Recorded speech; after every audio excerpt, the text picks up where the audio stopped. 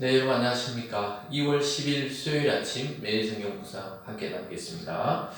오늘은 누가복음 12장 49절부터 59절까지 말씀인데요. 제가 51절까지만 봉독해 드리겠습니다.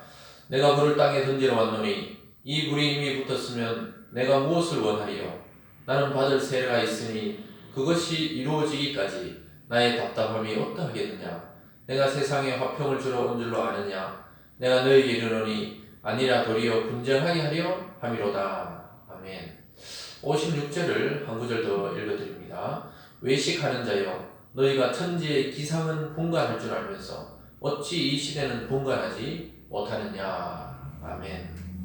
오늘 이렇게 본문을 중심으로 해서 불을 던지러 왔노라, 불을 던지러 왔노라 라는 제목으로 하나님 말씀 증거하겠습니다.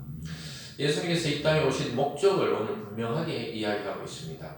불을 던지러 왔다 이렇게 말씀합니다. 이 여기서 불이란 것은 진리와 또는 새로운 시대에 그 불을 던지러 왔다는 것입니다. 여러분, 불이란 것은 그 불의 특징은 완전히 태워서 새로 만들든지 아니면 녹여서 새로운 물건을 만들든지 이런 특성을 가지고 있습니다.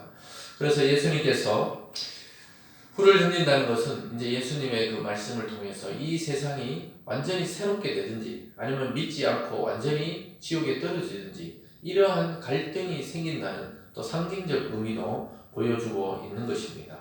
그래서 예수님은 이 불이 땅에 쫙 퍼지듯이 주님이 이 땅에 오심으로 그 불씨가 되면서 이 제자들을 통해서 또 많은 그리스도인을 통해서 온 세상의 진리의 불로 덮이게 되었습니다.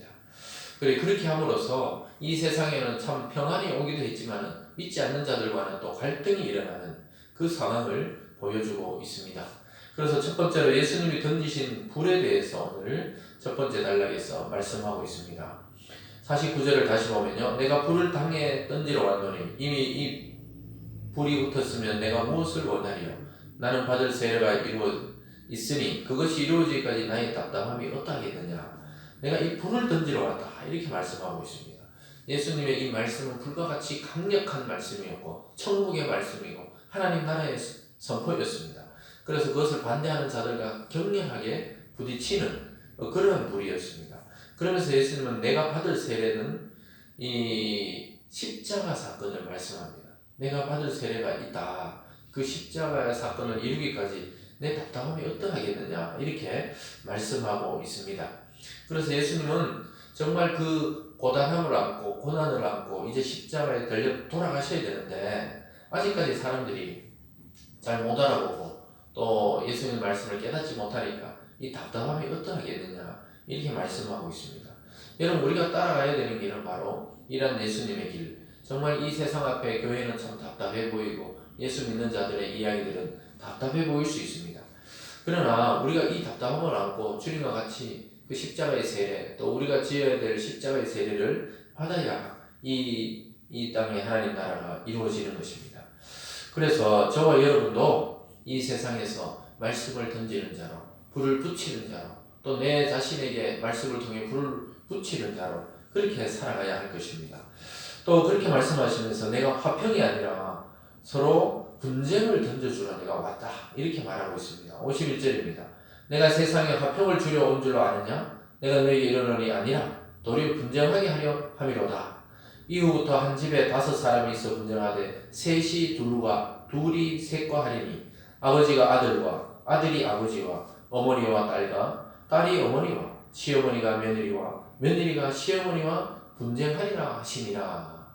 아니, 예수님이 이 땅에 오신 것은 하늘의 영광이요 이 땅에 평화라고 분명하게 누가복음에 말하고 있는데 오늘 이 부분에서 예수님은 내가 화평을 주러 온 게 아니고 평화를 주러 온 게 아니고 분쟁을 일으키러 왔다 이렇게 참 어떻게 보면 엉뚱한 말 같은 것을 이야기하고 있는데요. 이 말은 이제 진리를 아는 자와 모르는 자의 사이에 일어나는 충돌이 있을 거라고 말씀하고 있습니다.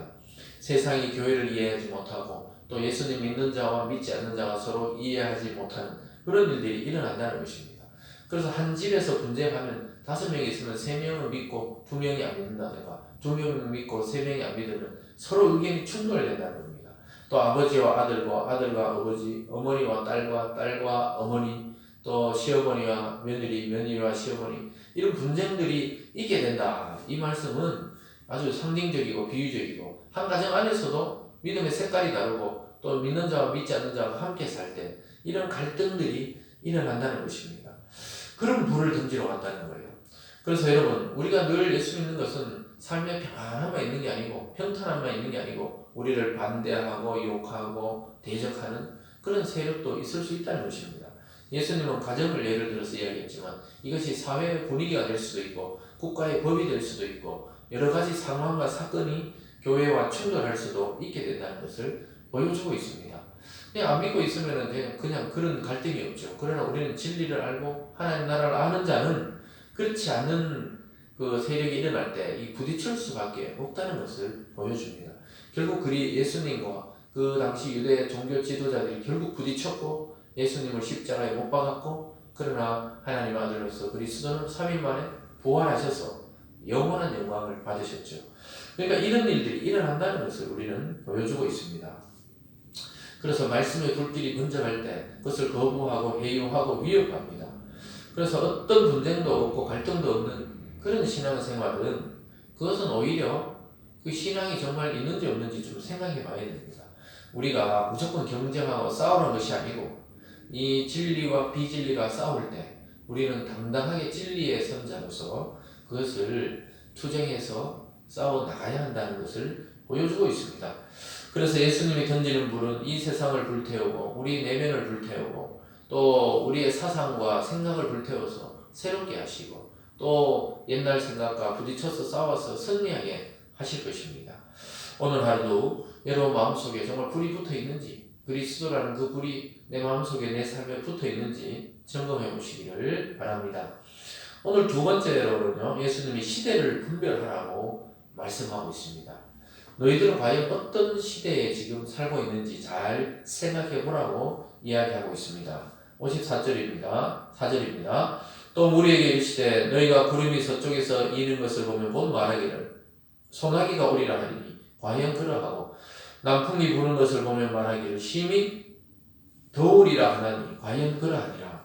그러니까 우리가 바람이 부는 것을 통해서 구름이 일어나고 곧 소나기 오겠구나. 또 남풍이 불면은 야 이거 뜨거운 바람이 그 해풍으로부터 와서 덥겠구나.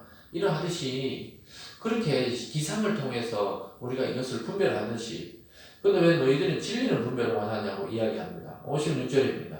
외식하는 자야 너희가 천지의 기상은 분간할 줄 알면서 어찌 이 시대는 분간하지 못하느냐 또 어찌하여 옳은 것을 스스로 판단하지 아니하느냐 이렇게 말씀하고 있습니다.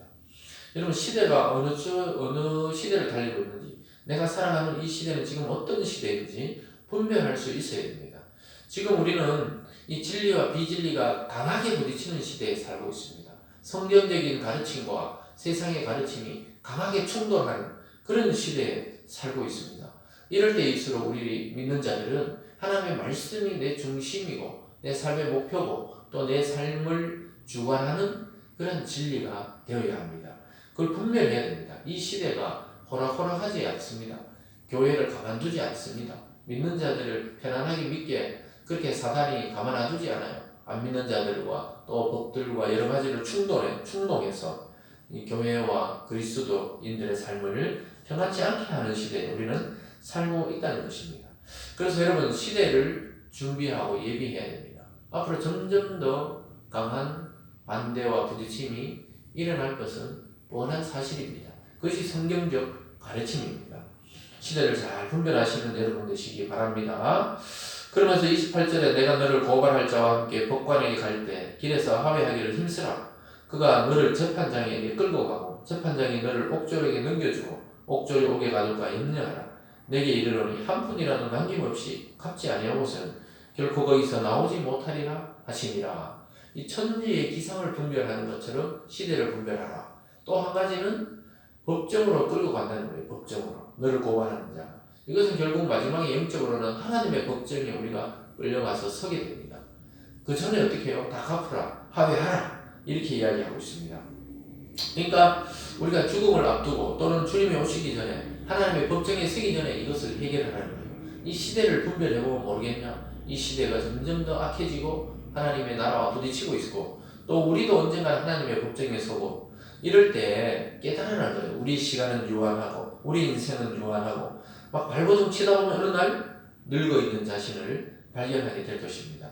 그래서 말만 그냥 회개한다 하지 말고 완전히 돌아서서 하나님 편에 서서 이 세상과 화해하고 또 용서하는 그런 일들을 빨리 속히 이루라고 이야기하고 있습니다. 한 푼이라도 남기지 않고는 나올 수 없다. 이 말이 죄의 값을 반드시 치른단 말씀입니다. 사랑하는 여러분, 혹시 다툼이 있었고 미움이 있었다면 적극적으로 화해하십시오. 이 정말 용서하기 힘든 일이라면 하나님께 기도하세요. 용서할 마음을 달라고 또 화해할 마음을 달라고 기도해야 됩니다. 인간의 감정으로는 그것이 잘 되지를 않기 때문에 그렇습니다. 사랑하는 여러분, 시대를 깨닫고 분별하고 회개와 용서의 삶으로 나아가는 저와 여러분이 되기를 바랍니다. 오늘 주님께서 두 가지에 대해서 크게 말씀합니다. 내가 이 땅에 진리의 불을 던지며 서로 분쟁하게 될 일이 일어날 것이며 또한 이 시대를 분별해서 하나님의 시간과 때가 어느 정도에 와 있는지를 분별하면서 용서와 화해와 회개의 삶으로 나가라고 우리에게 요청하고 있습니다. 그것이 바로 주님이 걸어가신 십자가의 길이고 하나님 우리에게 베푸신 은혜의 방편이라는 사실입니다. 사랑하는 여러분, 예수 그리스도를 믿으면서 생기게 되는 시련과 갈등을 너무 두려워하지 마십시오. 주님도 그 길을 걸었고 부활의 영광으로 다시 살아나신 것처럼 우리도 영광스러움으로 다시 일어설 것입니다.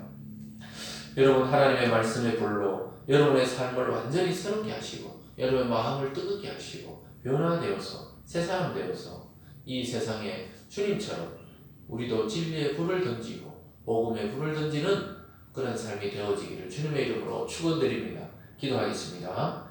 사랑의 하나님 아버지, 감사합니다. 주님이 이 세상에 말씀과 복음의 불을 통해서 많은 자들을 변화시키고 이 세상을 진리로 불태웠던 것처럼 하나님 아버지, 오늘날 이 시대를 분간하고 우리가 해야 될 일에 집중하게 도와주시고 이것저것 챙기고 할 일이 아니라 하나님의 말씀을 챙기고 이 말씀을 통해 시대를 분석하고 분별하고 또 화해와 용서의 삶을 통해 그리스도를 이 세상에 드러내는 빛과 같은 삶을 살아가는 우리 모든 성도님 될 수 있도록 인도하여 주시옵소서. 오늘도 우리에게 다가오는 모든 시련과 고난과 또 기쁨과 슬픔도 모두 뒤로 하고 오직 복음을 증거하고 그 복음을 살아내는 일에 집중하는 우리 모두가 될 수 있도록 주님 인도하여 주시옵소서. 감사드리며 예수님 이름으로 기도드리옵나이다. 아멘.